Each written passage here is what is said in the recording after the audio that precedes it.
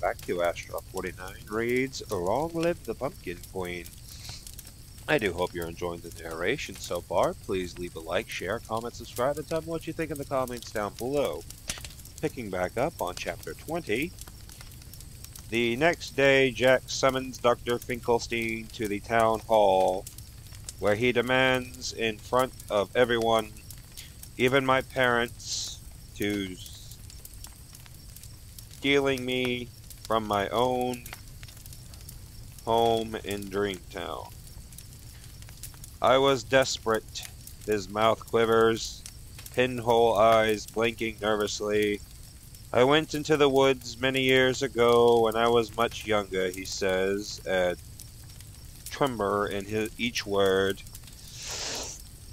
I had a book in my lab about the other realms, and I had even heard of something called dreams, and His voice falls, cracking apart, then resumes. I simply wanted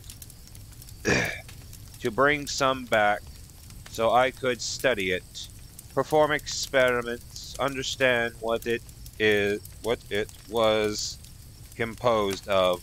But when I arrived in Dreamtown, I saw Sally, a real living rag doll. I had never seen anything like her.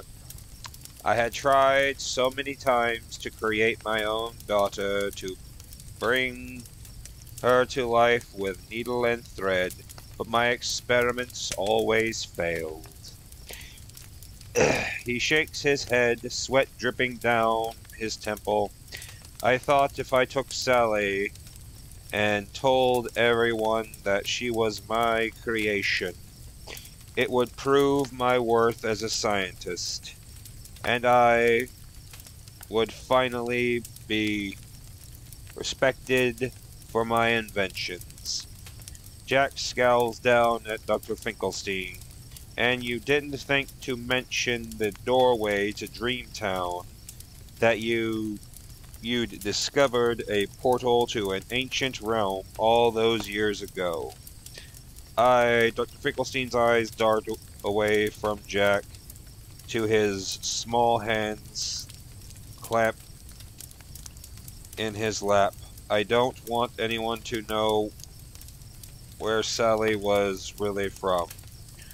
So I hid the doorway to Dreamtown, and I never told anyone where it was. He clenched his hands together. I gave Sally a forgetting potion, bat wings and swamp water, he admits. She never remembered her home again.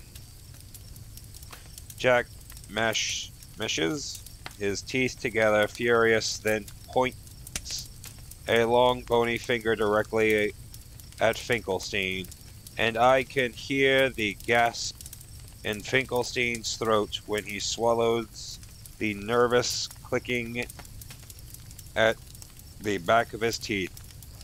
I sentence you to 100 years of community service in Dreamtown, Jack announces, voice booming across the ceiling of the town hall, and you will also allow Sally unlimited access to your lab and garden for making potions and crafting experiments until the end of time. Dr. Finkelstein makes a sound like he's going to protest, but Jack sneers down at him, and he quickly snaps his mouth shut. Meekly, Dr. Finkelstein nods, maybe sensing that there's nothing he can say to change Jack's mind. Then, without another word, or even a glance my way, he wheels himself out of town hall, chin dipped into his chest, eyes unblinking.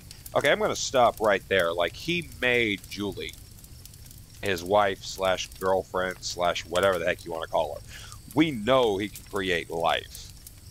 And wouldn't telling everyone you found a doorway to another realm be even more impressive? You know what, just moving on for sanity's sake. I got to get through this.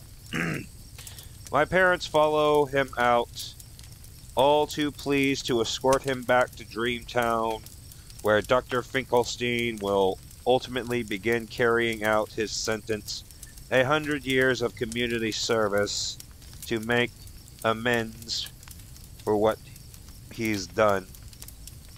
And after 100 years, I suppose Jack might even banish him to the swamp or the screaming fields beyond town. He's furious that Dr. Finkelstein won't easily be satisfied.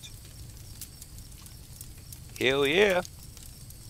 And that's why I love Jack Skellington. He is arguably my favorite Disney character. Fight me, you cannot change my mind. But I feel relief to finally know the truth once and for all.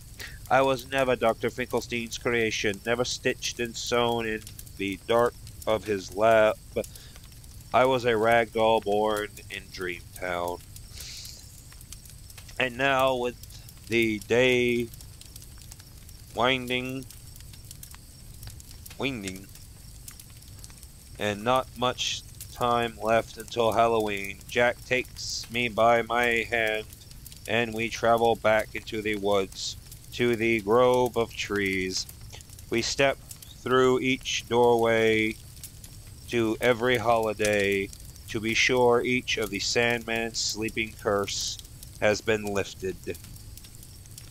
In St. Patrick's Town, we find the stubborn, sprightly residents all awake, and the leprechaun I spoke to days before, still in search of his lost pot of gold in the glen. Rain clouds heavy in the distance and rainbows gleaming above the trees.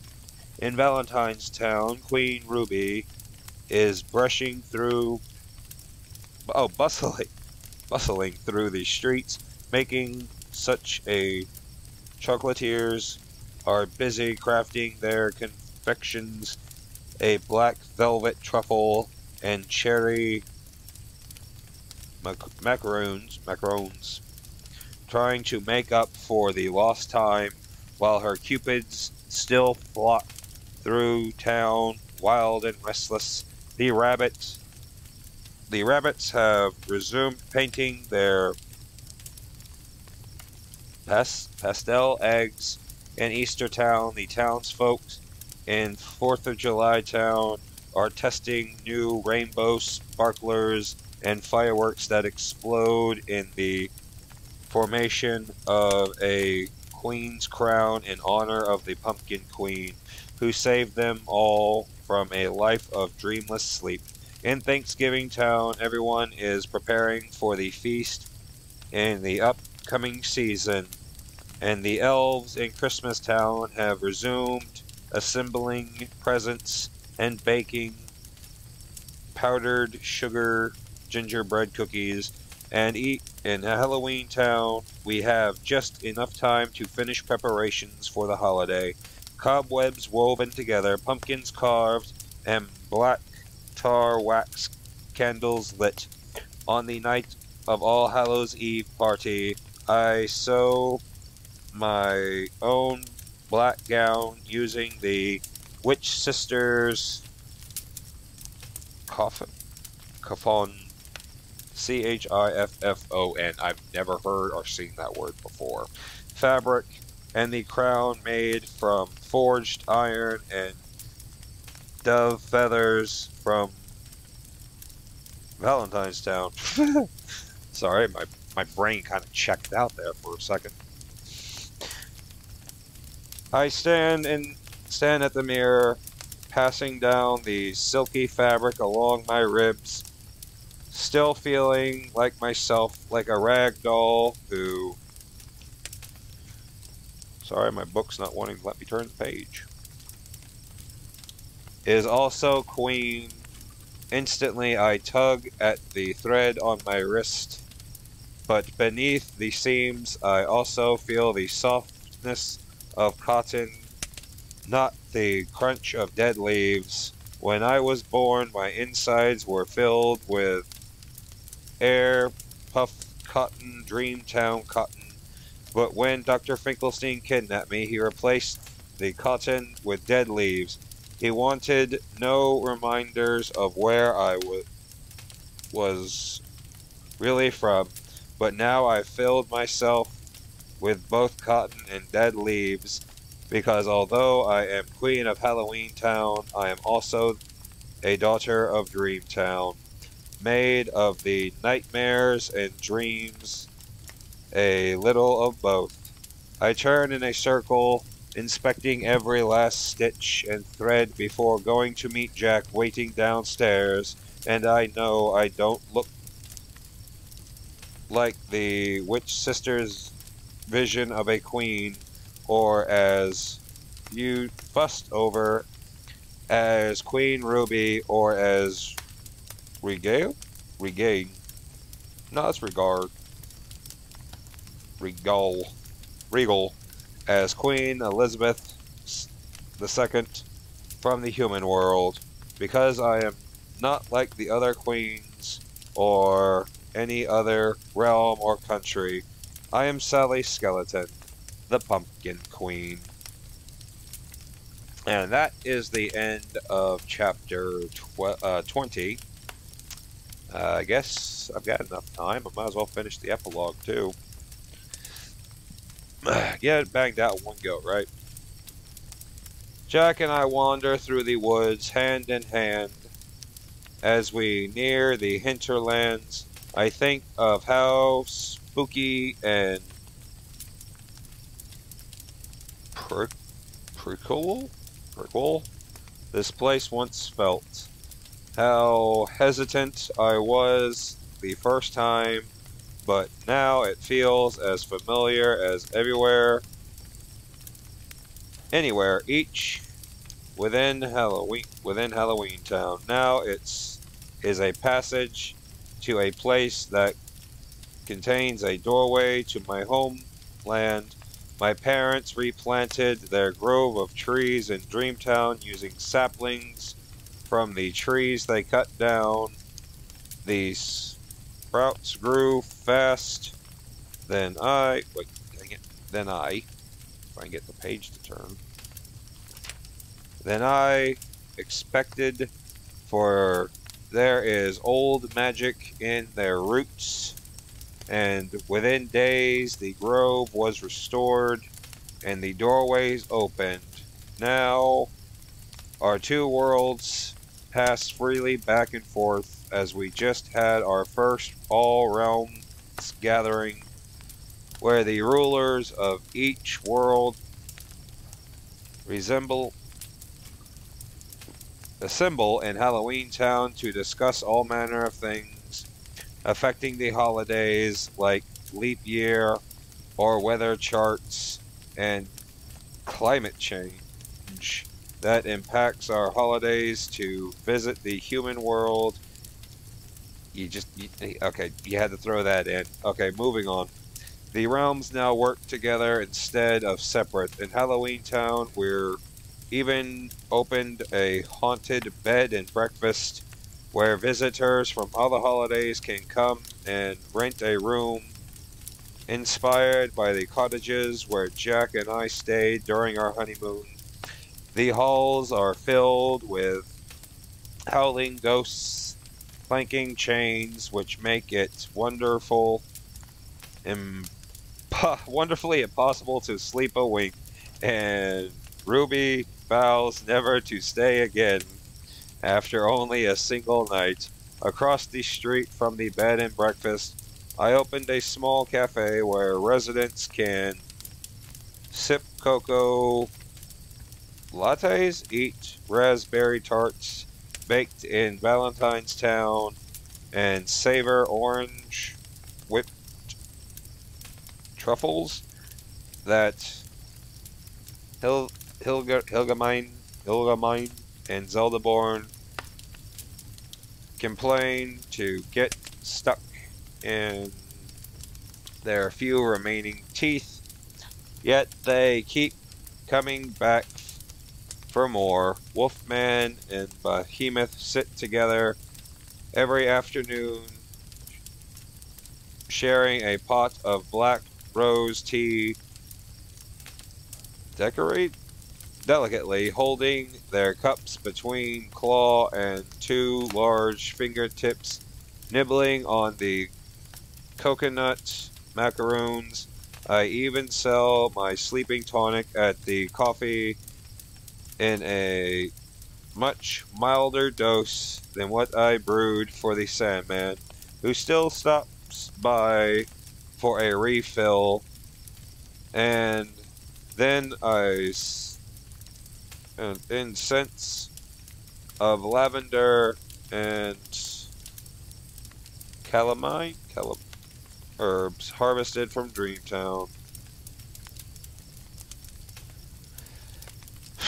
Queen Ruby visits our town often, and we watch the sunset. However, a tiny coffee table, two queens sipping tea and eating moonlight caramel on Valentine's Day. Her cupids flutter through Halloween Town, spearing their arrows into unsuspecting residents from time to time. The vampire prince fell in love with Miss Heidi, and Zelda born with the mayor. The holiday realms have become like one, and tonight Jack and I stroll through the spiraling forest, heading to Dreamtown for dinner with my parents in my childhood home, where they will surely send us home with satchels of dream sand and books from the Lullaby Library to read to the ghoulish children in Halloween Town to help them fall asleep. We reach the hinterlands, but continue even deeper into the moonless forest to the crescent tree standing alone, a tree that had been hidden for too long, a tree that holds a doorway to one of my homes. But when Jack reaches for the door, Zero begins nosing at the thicket of vines beyond the lone tree, pulling away from bracken and moss, just as he did the day we found the crescent door. I release Jack's hand, moving closer to Zero, trying to see. There's something hidden here, I say. Something else. Together, Jack and I begin untangling the thicket, pulling away long dead vines and thorny shrubs. And at last we stand back and realize what we've uncovered. There was never simply a single tree that led to an ancient realm. There's an entrance, orchard, hidden, tucked away, row after row of magic uncharted trees, doorways to old and long forgotten towns. Father Time, Old Man Winter, the Tooth Fairy.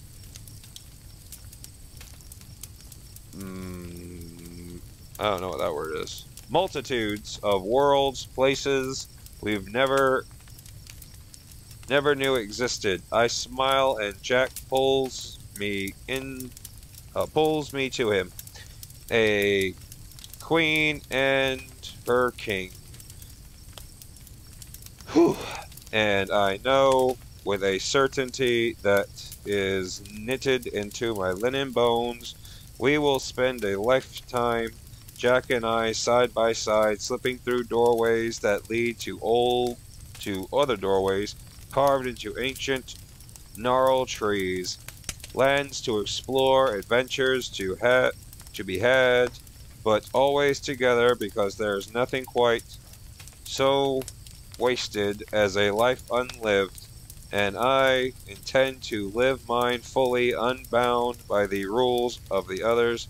Queen or not, we all deserve these things: freedom, hope, a chance to find who we really are.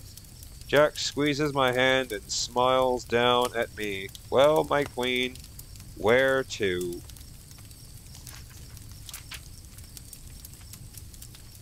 Oh, man. Okay.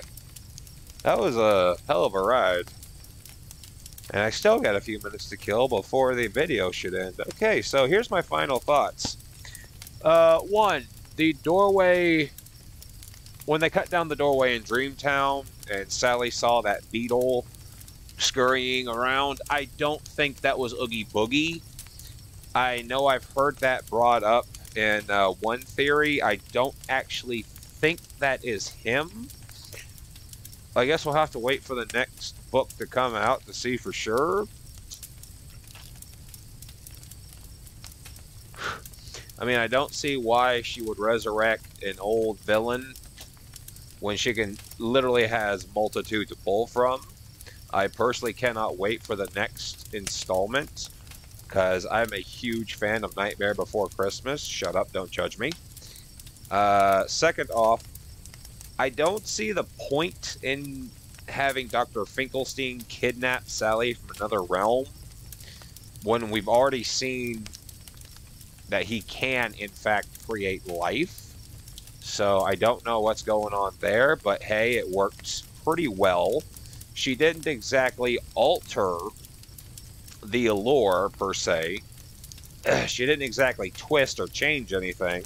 She actually stayed very much on point. And that's what I really loved about this, because I was expecting this to be another, you know, typical girl power story that is just complete and utter trollop and just a complete waste of time. But no, she actually surprised me. If she does release another volume, I will be sure to pick it up as soon as it becomes available. But the problem is once again, folks, I live out in the ass end of the ass end of the back end of nowhere. So I'll be the last one to know if she does release another book. In the meantime, I hope you enjoyed this narration by yours truly, Astaroth49. I do hope you forgive me for any mispronouncing or just not knowing certain words. I'm very undereducated. Kind of dumb. Please leave a like, share, comment, subscribe. Let me know what you think of my narration in the comments down below. And I hope all of you have a beautiful day. Goodbye.